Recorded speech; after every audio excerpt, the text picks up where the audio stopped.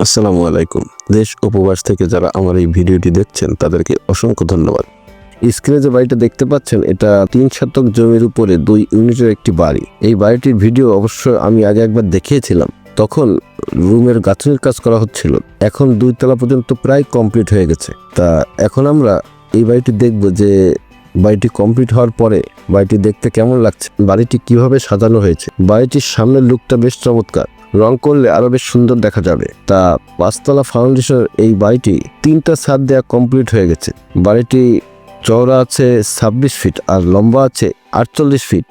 এখানে এই বাড়িটি 2.86 শতক জমির উপরে, প্রায় 3 শতক জমির উপরে বাড়িটি। এরকম একটি বাড়ি করতে হলে অবশ্যই জমি একটু বেশি লাগবে, যেহেতু একটি বাড়ি করার সময় চারপাশ থেকে কিছু জমি ছাড়তে হয়। তা এখন আমরা এই বাড়ির ভিতরটা দেখব। বাড়িটি বাড়ির সামনের রাস্তা থেকে 5 ফিট উঁচু, বেশ ভালো। বাড়ির ভিটি বাড়ির সামনের রাস্তা থেকে এরকম উঁচু দেওয়া ভালো। আপনারা যখন বাড়ি নির্মাণ করবেন তখন এরকম উঁচু দেওয়ার চেষ্টা করবেন। কমপক্ষে আপনি 4 ফিট উঁচু দিবেন। কিন্তু এখানে বাড়িটিতে ওঠার র্যাম্পটা বেশ উঁচু হয়ে গেছে। এখান থেকে গাড়ি উঠাতে বেশ কষ্ট হবে। র্যাম্প আর একটু নিচু হলে ভালো হতো। বাড়িতে প্রবেশের এই গেটটা জিআই লোহা দিয়ে বানানো হয়েছে। ভিতরে অবশ্য কিছু এসএস পাইপ দেওয়া হয়েছে। জিআই লোহা বেশ ভালো, জং আসে না। এই যে বাড়ির পার্কিং থেকে প্রায় 5 ফিট উঁচু। এত উঁচু এই গাড়ি নিয়ে উঠতে বেশ কষ্ট হবে। সেজন্য একটা কাজ করলে সবচেয়ে ভালো হয়। সেটা হচ্ছে যে রাস্তা থেকে বাড়ির ভিটি অবশ্যই আপনি উঁচু দেবেন, কিন্তু পার্কিংটা আপনি একটু নিচু দেবেন। মানে রুমের ফ্লোর ঠিকই উঁচু থাকবে, কিন্তু পার্কিংটা আপনি একটু নিচু রাখবেন। এতে করে হবে কি, আপনি ইজিলি গাড়ি নিয়ে ওঠানামা করতে পারবেন।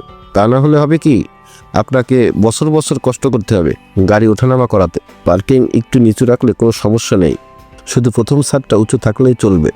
পরবর্তীতে আপনার প্রয়োজন হলে আপনি পার্কিংটা উঁচু করে নেবেন, তাতে কোনো সমস্যা নেই। মানে পার্কিংটা এইভাবে রাখলে ভালো হয় যে পরবর্তীতে প্রয়োজন হলে আপনি পার্কিং উঁচু করে নিলেন। কিছু টাকা আপনার হয়তো খরচ হবে তখন, কিন্তু তারপরে ভালো। নিচতলার সামনের ইউনিটটা পুরোটাই পার্কিং রাখা হয়েছে, শুধু এই সাইডে একটা বাথরুম রাখা হয়েছে। বাড়ির ভিতরে প্রবেশ করার গেটটা জিআই দিয়ে বানানো হয়েছে। জিআই লোহা বেশ ভালো, জং আসে না। কিন্তু জিআই লোহার এই ঝালাইগুলো কিন্তু এমএস লোহার, এগুলোই কিন্তু জং আসবে। ভালো হতো যদি এই ঝালাইগুলো জং না আসতো। বাড়ির ভিতরে প্রবেশ করতে ডান পাশে সিঁড়িটি বাড়ির মাঝখানে। এখানে একটা ইউনিট, নিচতলায় একটি ইউনিট রাখা হয়েছে। ইউনিটে প্রবেশ করে ড্রয়িং ডাইনিং। সাইজ হচ্ছে 8 ফিট বাই 18 ফিট। এখানে একটি বারান্দা রাখা হয়েছে 3 ফিট বাই 4 ফিটের। এখানে একটি বেসিন রাখার জায়গা রাখা হয়েছে। তার পাশে কিচেন 6 ফিট বাই 8 ফিট, বেশ বড়।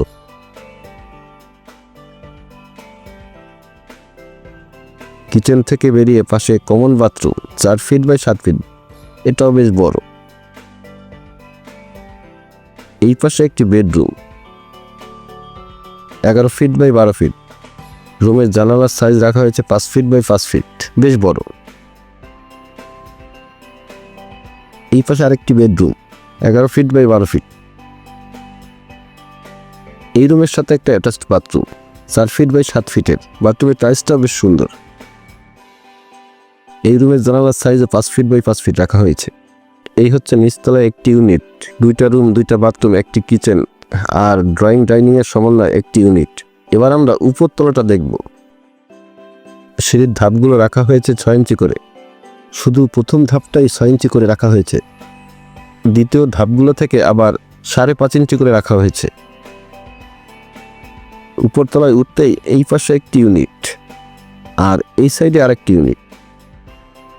তা প্রথমে আমরা ডান সাইডের ইউনিটটা দেখব। এই ইউনিটে প্রবেশ করে ড্রয়িং ডাইনিং এর এই পাশে কিচেন রাখা হয়েছে 5 ফিট বাই 8 ফিট সাইজের, বেশ বড়। কিচেনটা বেশ সুন্দর। এটা drawing dining 8 feet by 16 feet. এখানে একটি বেসিন রাখার জায়গা রাখা হয়েছে। পাশে কমন বাথরুম।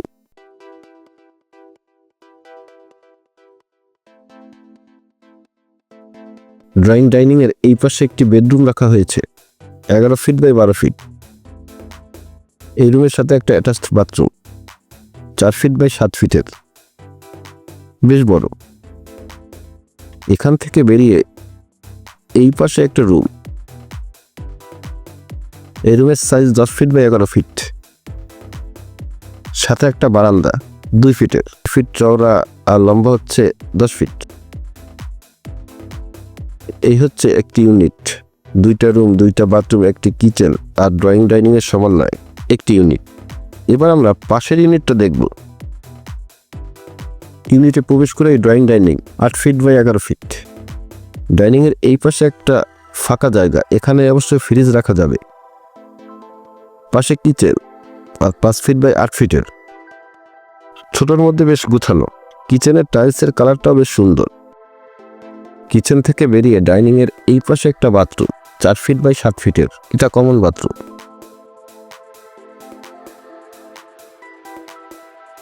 ডাইনিং এর এই পাশে একটি রুম 11 ফিট বাই 12 ফিট। এই রুমের সাথে একটি অ্যাটাচড বাথরুম, তার পাশে বারান্দা। এই ইউনিটের ড্রয়িং ডাইনিং একটু ছোট, এর কারণ হলো এই ইউনিটটা বিল্ডিং এর ফ্রন্ট সাইডে, যার জন্য সামনের সাইডে বারান্দা দেওয়ার কারণে ড্রয়িং ডাইনিং একটু ছোট রাখা হয়েছে। এই পাশে আরেকটি রুম, এটা 10 ফিট বাই 11 ফিট। এই রুমের সাথেও একটি বারান্দা, এই বারান্দাটার সাইজ 4 ফিট বাই 4 ফিট।